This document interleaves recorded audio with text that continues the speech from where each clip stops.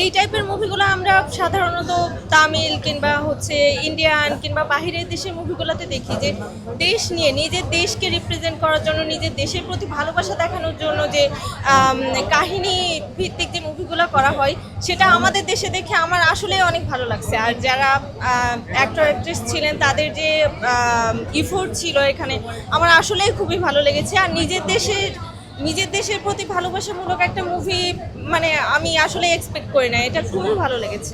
কেমন লাগলো মাসুদ রানা, সেটা দিয়ে শুরু করবেন, ক্যামেরার দিকে সেটা দিয়ে শুরু করবেন, এবং শিক্ষণীয় কোনো বিষয় কি তুলে ধরা হয়েছে কিনা যদি।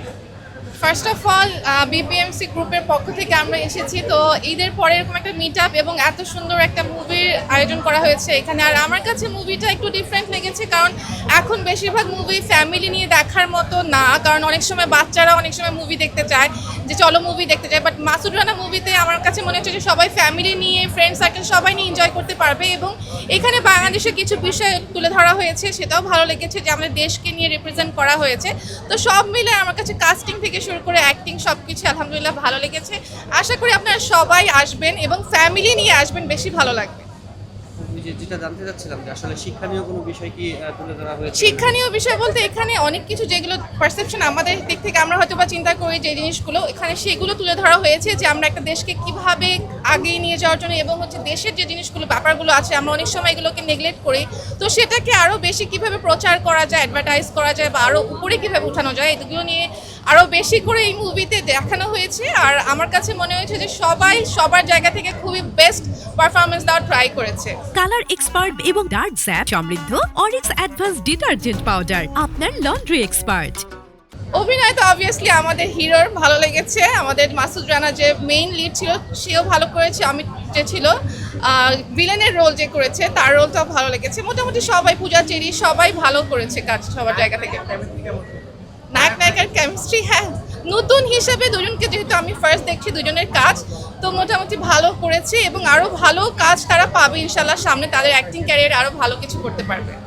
কি মনে হয় যে বাংলাদেশের চলচ্চিত্রের উন্নয়নের জন্য এই ধরনের সিনেমার কতটুকু প্রয়োজন? হ্যাঁ, এটা আমার কাছে মনে হয় যে যেটা আমি ফার্স্টেই বলেছি যে ফ্যামিলি নিয়ে দেখার, কারণ বাংলাদেশে বেশিরভাগ মুভি হয় অনেক সময় যে ফ্যামিলি নিয়ে সবাই আসতে পারে না, তো যেহেতু আমরা একটা মুসলিম কান্ট্রি এবং এই টাইপের মুভিগুলো বাচ্চারাও খুব এনজয় করে, এবং যারা সিনিয়র সিটিজেন আছেন, বাবা মা বা সিনিয়র যারা আছে সবাই মিলে দেখার মতো, এবং এখান থেকে অনেক কিছু শিখতেও পারবে যে যার জায়গা থেকে। আচ্ছা, শেখার ব্যাপারটা কিন্তু আপনি আমি কিভাবে শিখছি সেটা না, যে যার জায়গা থেকে যেভাবে শিক্ষাটা নিতে পারছে, অ্যাকসেপ্ট করতে পারছে, এটা সব থেকে বড় বিষয়। মাসুদ রানা ফিকশনের বা মাসুদ রানা সিনেমার দ্বিতীয় কোনো পার্ট কি আপনাদের আশা করছেন কিনা এই সিনেমা থেকে? হ্যাঁ হ্যাঁ, অবশ্যই ডেফিনেটলি আমি চাই যে আরও পার্ট আসুক, এবং আমরা full team, BPMC team, full team সবাই মিলে আবার এনজয় করি এবং সবাই সহ আবার মুভি দেখতে আসি। সবাই আসলে একটা অন্যরকম এনভায়রনমেন্ট থাকে।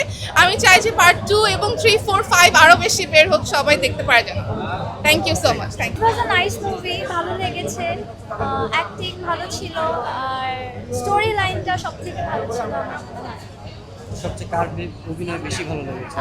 অবভিয়াসলি মাসুদ রানার। নায়িকা কেমন অভিনয় করেছে? গুড, আই গেস আরেকটু ইমপ্রুভ করা প্রয়োজন, কিন্তু ইট ওয়াজ গুড। আমরা জানি যে একটি গান রয়েছে চমৎকার, গানটি কেমন লেগেছিল? যে কি মাছ ধরেছে, কোন গান? কি মাছ ধরেছে বর্ষিতে একটা গান। হ্যাঁ, গান সুন্দর ছিল, আমার ভালো লেগেছে। কালার এক্সপার্ট এবং ডার্ক স্যাপ সমৃদ্ধ অরিক্স অ্যাডভান্স ডিটারজেন্ট পাউডার, আপনার লন্ড্রি এক্সপার্ট।